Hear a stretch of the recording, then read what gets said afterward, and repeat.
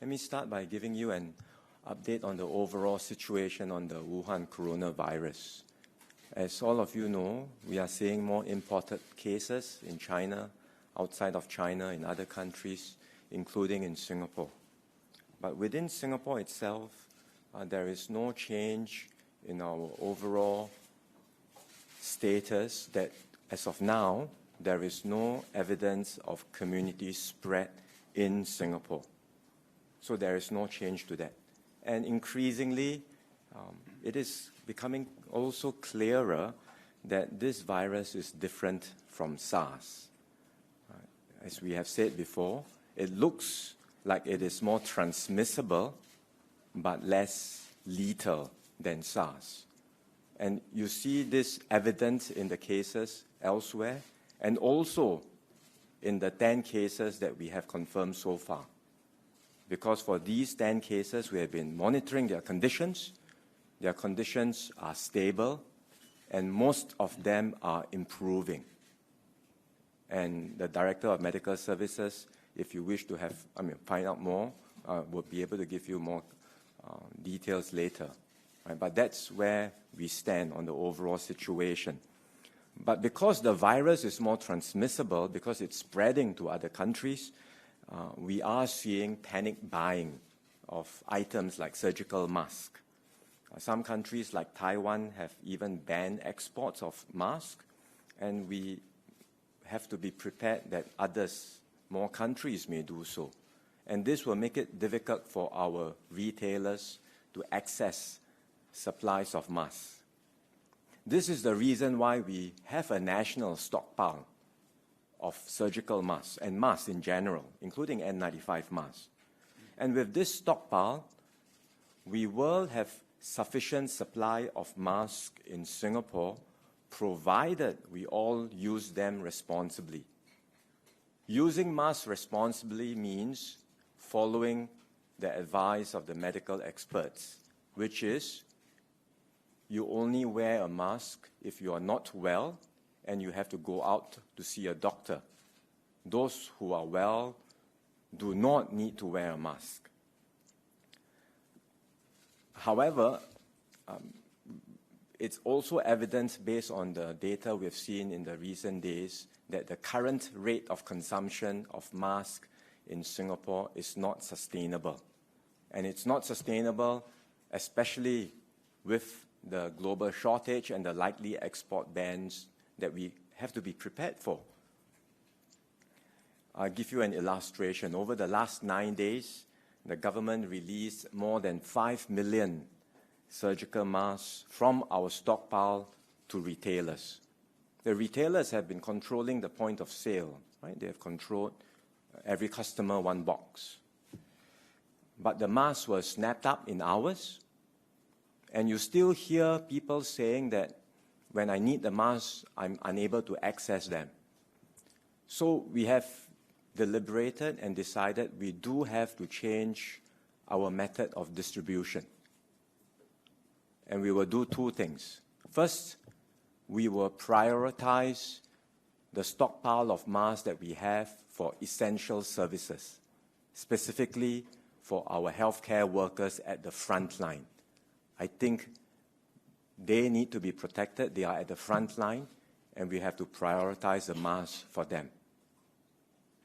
Secondly, for the general public, we will do a one-time exercise to release masks from our national stockpile directly to Singaporeans.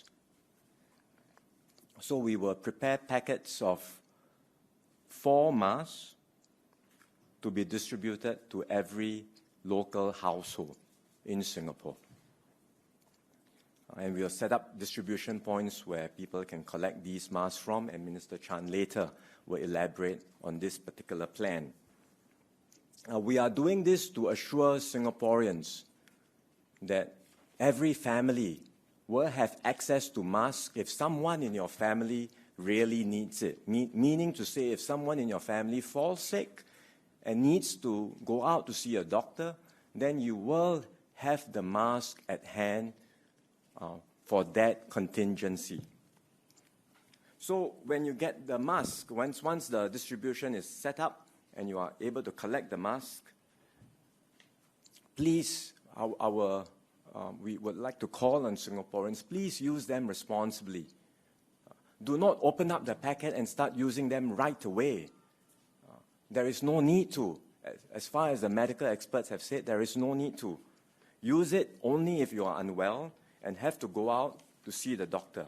That is the reason for the mask, and this is the reason why we are doing this one-time exercise to distribute it to Singapore households and to assure people that if you really need to, the mask is available for you. And remember, at the end of the day, masks do not confer automatic protection against the virus. It is not something that you can wear and automatically get protected. In fact, medical experts, not just in Singapore, but in other countries, have highlighted that sometimes wearing the mask or wearing it wrongly can give you a false sense of security. So you wear it, you have a false sense of security. You wear it wrongly, it may not be effective. Worse, if you wear it and then you still use your hands to touch your face constantly, it doesn't help at all, because there is more likelihood that the virus can spread through contact through your hands. So what's of utmost importance, and I can understand Singaporeans being very anxious about the spread of the virus and wanting to do something to protect themselves, the best thing that every Singaporean can do to protect himself, herself, and their family members is to uphold good personal hygiene. Wash your hands regularly with soap, because hands, when you touch different items, hands can be the one way in which these viruses get transmitted. So wash your hands regularly with soap. Don't touch your face with your hands, because when your hands are dirty and without realizing it, you touch your face, the mucous membranes, your eyes, your nose, your mouth. That's how viruses spread. And thirdly, if you are sick, don't go out. Right? If you are sick, don't send your kids to school. If you're sick, don't go to work and risk the spread of illness to others. If you are sick, then see a doctor, and the mask is there for you to wear it, and then you can see a doctor when you have to go out. So this is the reason why we are doing this exercise, and I think it's important that we get the message out to Singaporeans to understand why we are doing this, and we hope that Singaporeans will cooperate, will be socially responsible, and again, that if we all work together, we can overcome this situation. I will now let Minister Chun elaborate on the plan. Thank you, Lawrence. Let me cover three sets of issues today, to share three sets of issues. First has to do with the sufficiency of our masks. The second has to do with the distribution exercise that we will conduct over this weekend. And the third part, I'll talk about the actions that we will take against people who profiteer from this exercise. So I understand many Singaporeans are concerned whether we have sufficient masks in our stockpile. Let me explain how we manage the stockpile. Whether we have sufficient or not will depend on three factors. First, how much we have in our physical stockpile. Second, what's our usage rate, meaning how fast we use up the stockpile. Third will be our resupply, quantum, and frequency. So three factors determine whether we have sufficient stockpile, not just now, but over the longer term. The stockpile that we have, the usage rate, and the resupply, quantum, and frequency. Now, as Lawrence mentioned, we will have enough if we manage these three factors appropriately. We use our masks appropriately, and we can secure our resupplies. So far, as Lawrence has shared, the usage rate in the last 1 week has been much higher than what would be reasonably expected. But we understand when people are fearful, there's a tendency for them to panic buy or to hoard. But this is not very useful to the entire system. So if we do not manage the private usage rate and prioritize the allocation, we will deprive our essential services, especially the healthcare services, of the mass, and this will in turn jeopardize our entire healthcare system, not allowing us to take care of those who need it the most. Now, the other thing that we must realize is that today we are in a situation where there is a global contingency. And how long this contingency will last is still unknown at this point in time. So we must make sure that our supply lines remain robust.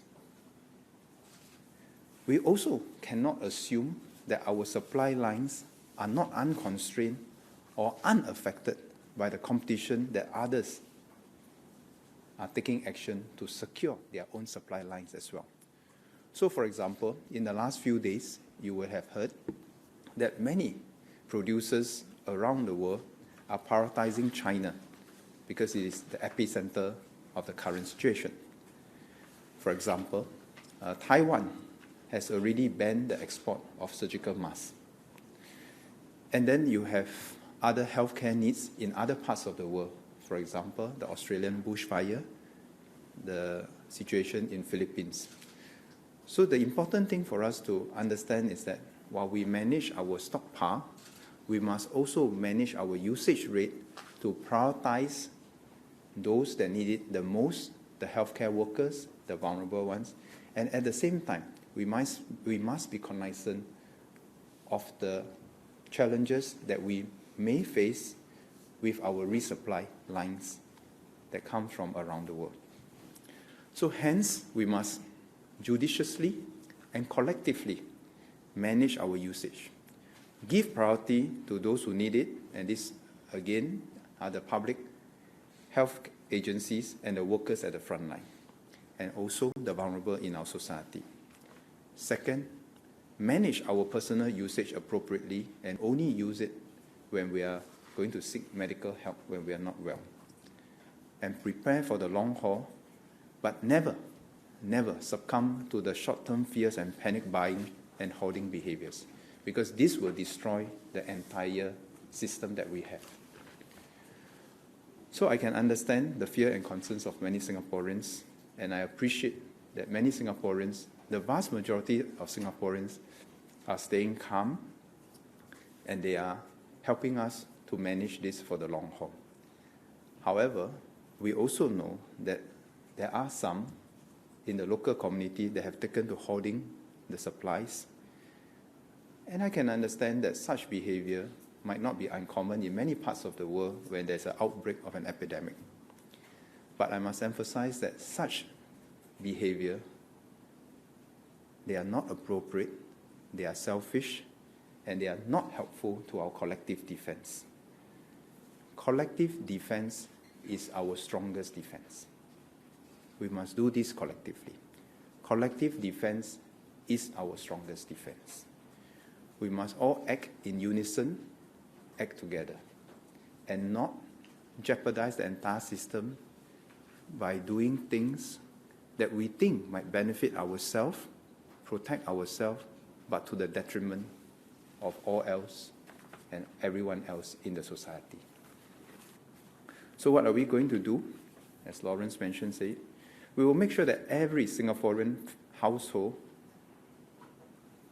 who require a mask to access medical help will be able to have access to this. So since yesterday, we have activated the plan. We have tasked the Singapore Armed Forces, the People's Association, and relevant agencies to commence the packing of the masks for household distribution. So since yesterday, they have commenced planning. This afternoon, they will commence the physical packing, and over the next 1-2 days, they will progressively push the packets to the community. The People's Association and the grassroots network will take over the supplies from the SAFs, the packets from the SAF, and commence distribution to the Singapore households. The exercise to distribute the masks to the household will commence this Saturday at 2 p.m. in every constituency. But we seek Singaporeans' understanding that this exercise to distribute to about 1.3 million households will take us 4 to 5 days.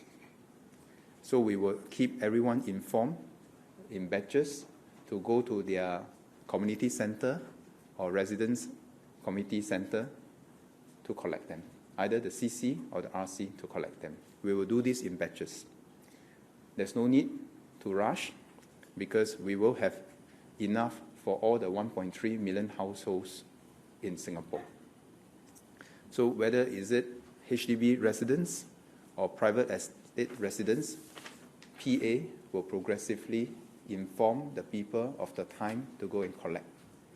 If they miss the time to go and collect, they can always come at a later time when it is convenient for them. We will go zone by zone so that everybody will have their turn and need not rush. Zone by zone meaning the RC zones or the NC zones. The PA will also mobilize our volunteers to help distribute to those households who may be physically impaired and unable to come and collect at the CC or RC centers. Right? Now, at this point in time, I must also say that for those households who already have the mask and they don't need it, there's no need for them to go and rush to go and collect this. In each of the packet that the PA will distribute, each packet will contain 4 masks and a set of instructions for these masks to be used when someone in the family may need to seek medical help. So I want to emphasize this point that Lawrence have alluded to just now. This is not a set of masks for us to take, open it immediately, use it to go to the hawker center.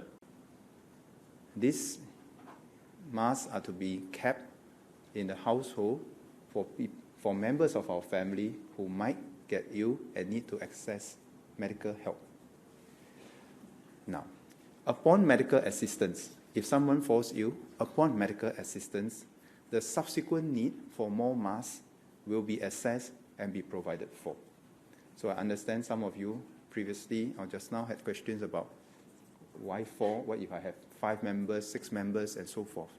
It is not for everyone to wear immediately. It is for the people who have fallen sick and are going to seek medical help. And after that, if the person needs whatever medical supplies, the doctors, the medical institutions will follow up and provide them the necessary supplies. Okay. Now, in this way, we hope that we will be able to manage the stockpile, the usage rate, by giving Singaporeans the assurance, the peace of mind that all of us, every family, will have access to the mask when we need it, right? Now, on the other hand, for the resupplies, notwithstanding the global challenges where many countries are reprioritizing their supply chains, we are continuing to work closely with our partners to identify new suppliers, and we have some other new leads with new countries. But those are work in progress, and we are also making sure that our existing contracts and our existing supply lines are kept robust, because there is now a global contest in some ways to secure the supplies for the respective countries. Right? So our priority of resupply will be to all the public health institutions rather than the private retailers. Our priority is to make sure that our healthcare system remains robust, our families, our households have access to it, and everybody in Singapore, Singaporeans can be assured that every household will have access to this. So there's no need to rush to the retailers. There's no need to rush to the CC or the RC. This will be done systematically. Now, let me touch on the third part, which is profiteering. So, as many of you know, there are reports of masks being resold at much higher prices. It is wrong for the resellers to try to take advantage of this situation to profiteer. We will not allow this to happen. I note that some platforms like Carousel, Q10, have threatened to suspend such profiteers. I applaud their actions. These are responsible platforms that can help us to police up such profiteering activities. Today, the price controller will also issue letters to retailers and e-commerce platforms. We will also issue warning letters to retailers such as Dean Express who are suspected of profiteering. They will give us an answer to what they are doing and why they are doing what they are doing. So notification letters to e-commerce platforms to cooperate with MTI and provide us with the requested information on errant sellers on their platform will be executed today. We want to reassure Singaporeans that we do not stand for such behavior in Singapore, and we also urge Singaporeans not to support or give in to such profiteers, because we do have our means to provide the necessary supplies to fellow Singaporeans without our people being subject to such behavior. So this, we take it very seriously. Now, finally, I must say that if we do this systematically, calmly, pace ourselves, we will be able to manage our stockpile, manage the usage rate, with a view of the uncertain timeline that we have to manage the current situation and manage some of the uncertainties to the resupply lines. We will do everything that we can necessary to take care of all Singaporeans, but most importantly, we also urge all Singaporeans to stay calm, stay healthy, take care of one another, take care of each other, and not just take care of our own individual needs. So every household will have access to a set of masks to address the concerns of difficulties in purchasing them, and this will hopefully allow our supply lines to return to normalcy. I'm confident.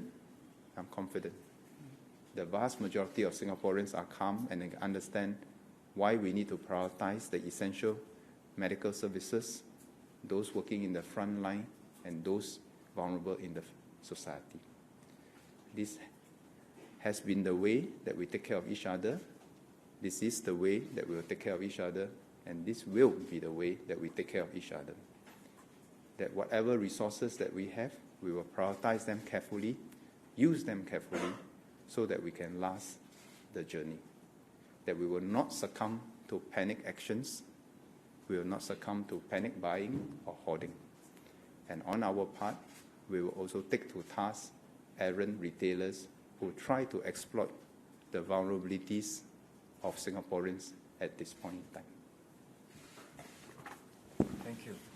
We can have some questions. Can we, is there someone going around with a mic? And can you identify yourself before the questions? Thank you. Hi, Stephen from CNA. Minister Wong, we understand there are still a lot of travellers that we banned those coming in from Hubei. Should we be doing it for all coming in from China? Will we also, some flights, some airlines have also suspended all travel to and from China. Is that something we are likely to do in Singapore as well? Thank you. I've addressed this before because this question has come up, and as I've said, the situation is evolving very quickly. Every day we're getting new information. Every day we are updating our assessments.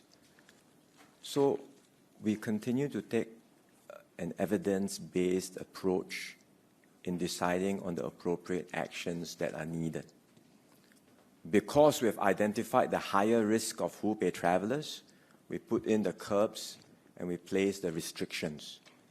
If and when there is a need, and we see the situation changing in China, where indeed there is community spread in other cities, other provinces, we will update our measures accordingly. So this is not a static position. I will not rule out further tighter travel restrictions.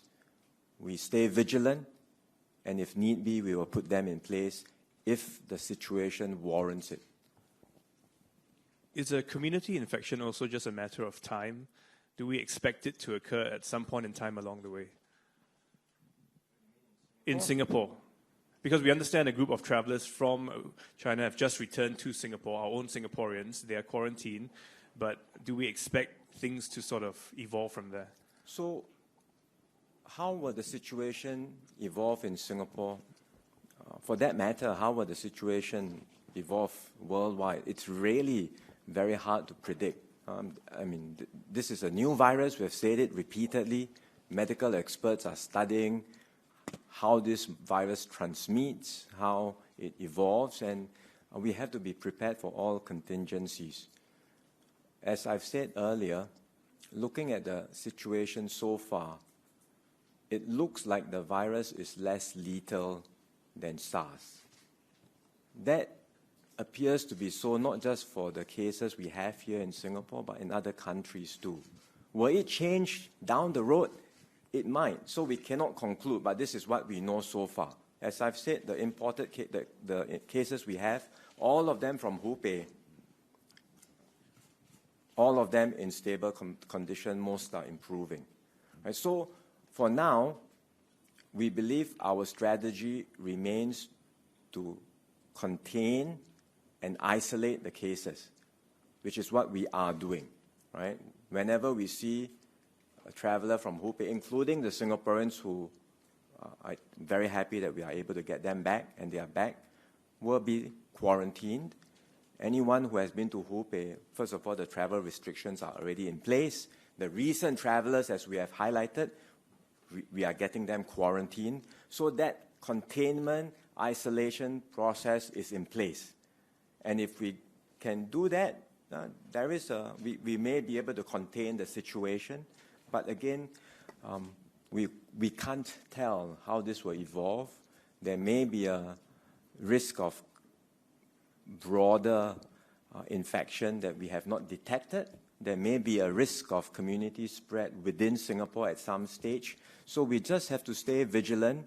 This strategy of containment is not new.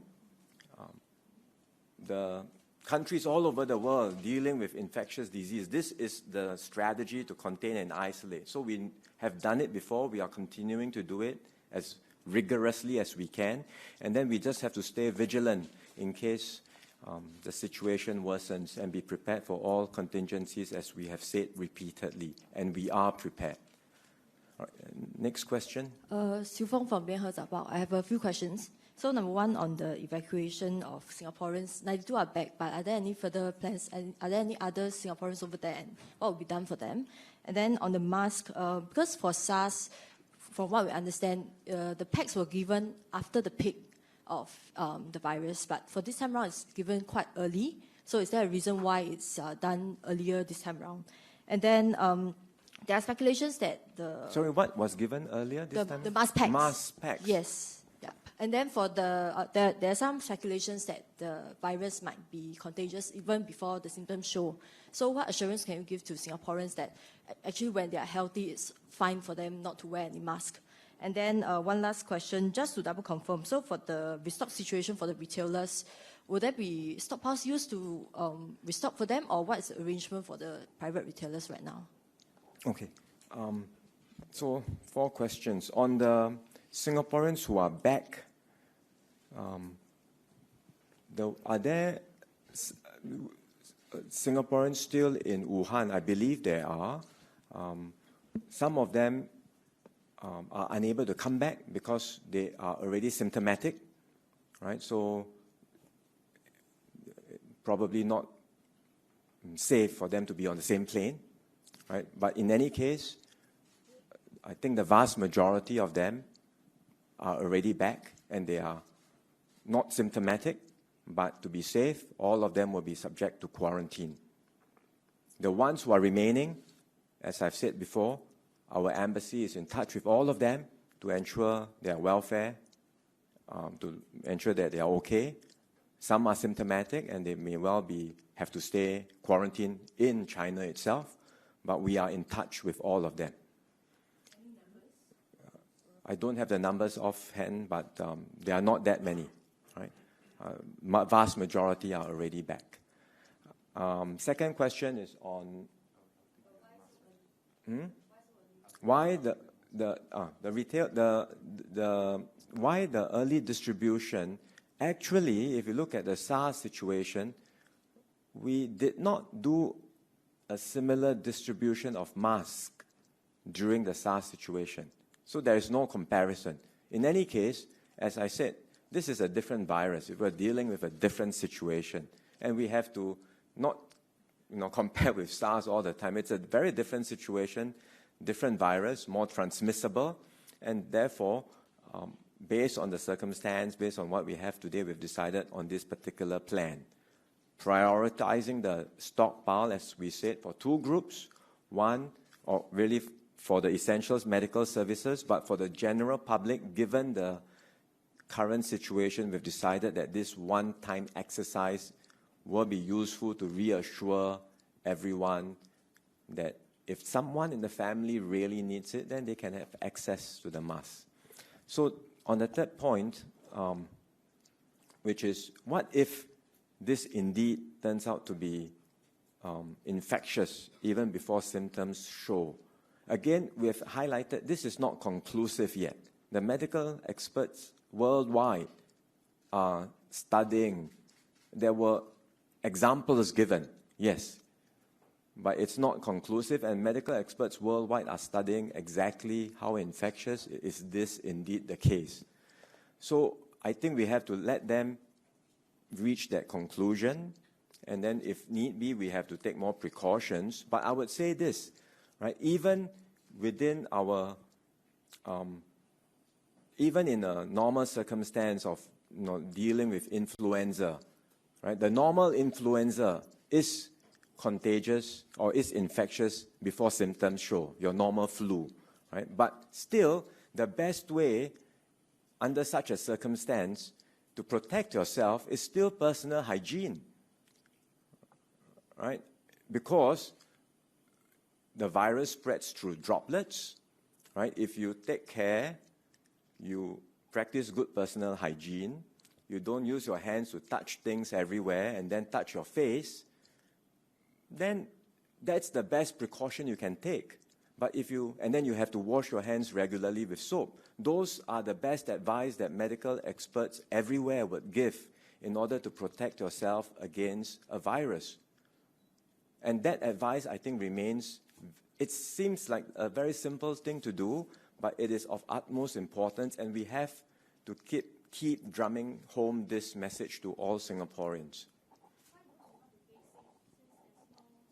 Hold on. I think there was one question on the distribution to retail, and I'll let Minister Chan answer. I think the reason for us to do the mass distribution as a national exercise is precisely because we don't want Singaporeans to feel that they need to rush to buy it for themselves, and this is particularly challenging for those who might be less able to do so.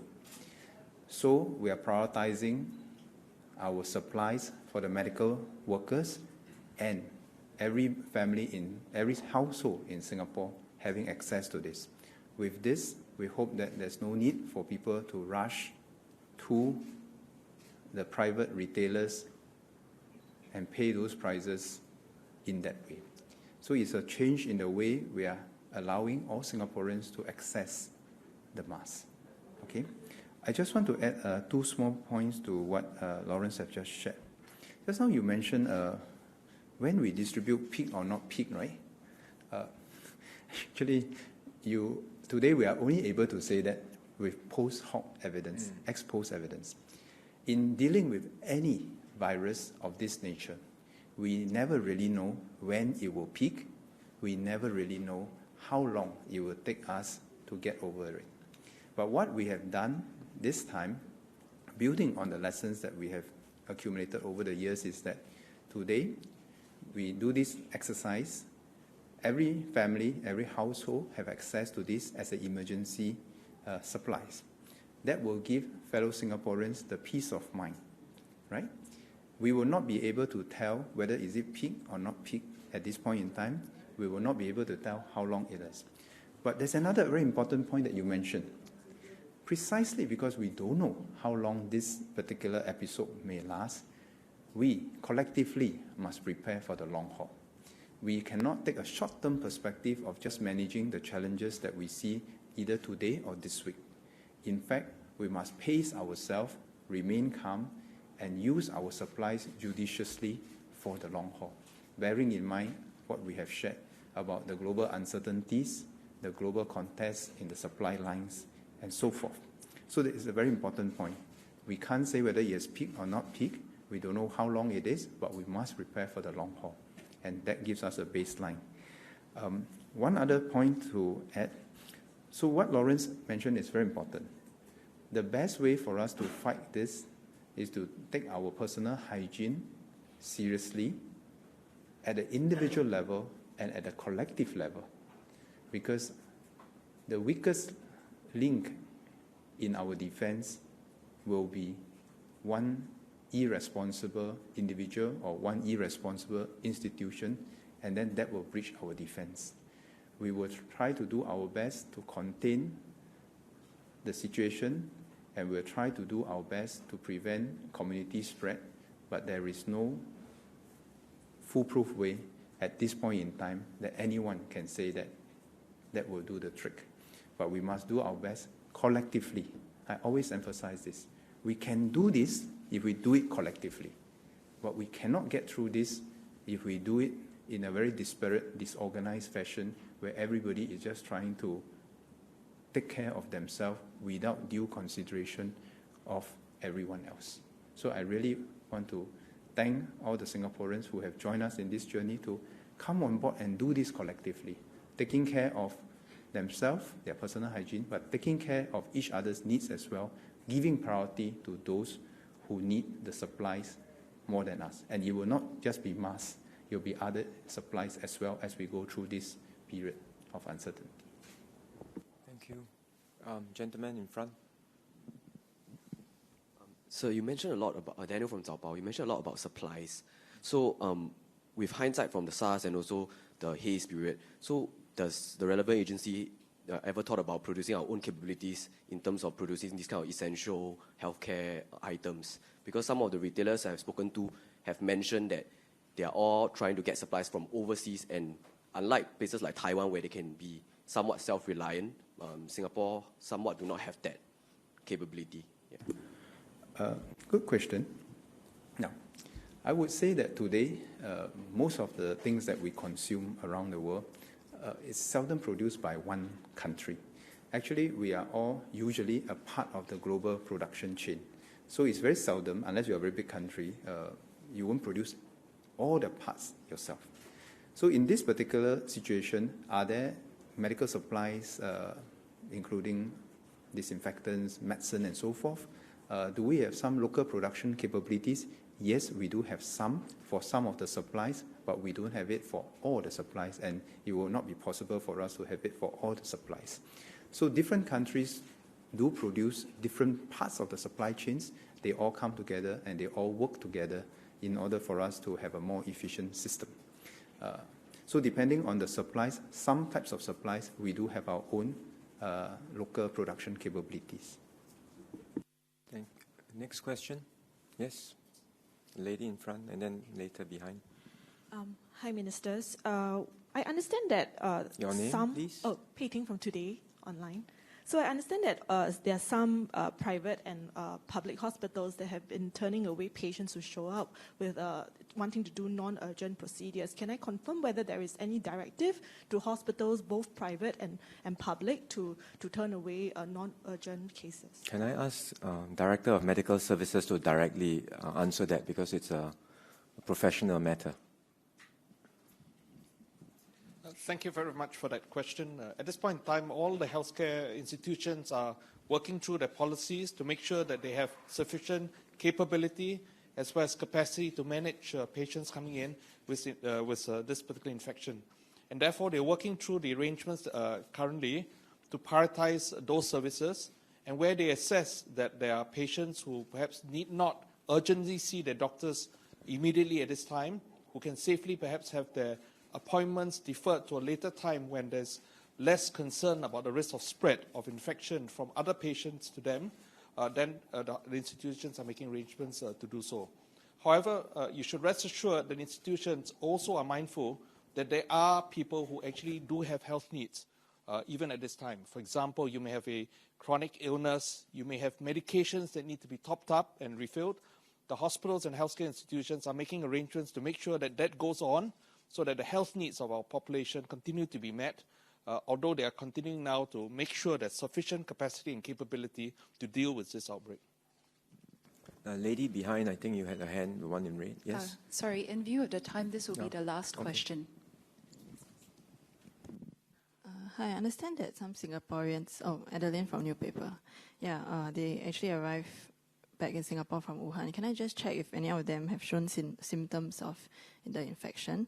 And also, you said that they'll be quarantined. Will they be quarantined at the usual quarantine areas or at a separate area since they've been exposed to since they were in Wuhan? Yes. And also, I think some Singaporeans are worried of traveling to affected countries. Do you think they should be concerned?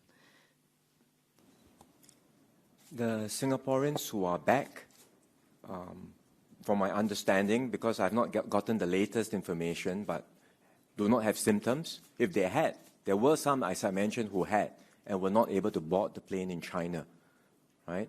But as of now, as I understand, they do not show symptoms. They will be quarantined in government quarantine facilities. As for Singaporeans seeking to travel elsewhere, we have travel advisories. Again, it's not static. It will constantly updating them.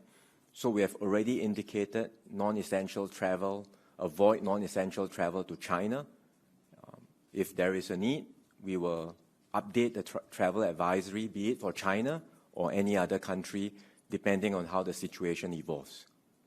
I think, come back to the basic message. This is a rapidly evolving situation. We've emphasized this, and we all have to gear up for this psychologically and be prepared. It doesn't appear to be as lethal as SARS, but it looks more infectious, more transmissible. That's where it stands now. We are doing everything we can with different strategies to protect ourselves, to contain the spread of this virus, and to keep Singapore and Singaporeans safe. But ultimately, the measures will not work if it's just the government alone. As Minister Chun said just now, it's so important. All of us collectively, we have to stand united. We have to maintain a strong collective defense in order to see through this. And we have to be prepared. It may take some time. Right? We have to be mentally prepared that we may not have seen the worst of it. More cases may come. Situation may worsen elsewhere as well as in Singapore. But do not panic. Do not be afraid. Stay calm, work together, and we can get through this together. Sorry, Minister, I just need to follow up, because you mentioned that things could possibly get worse, and we know that right now it's not detectable during the incubation period, which means those travelers who come in may seem fine, but may therefore be carriers. Should we be taking more preemptive actions, perhaps, to anticipate something like that happening?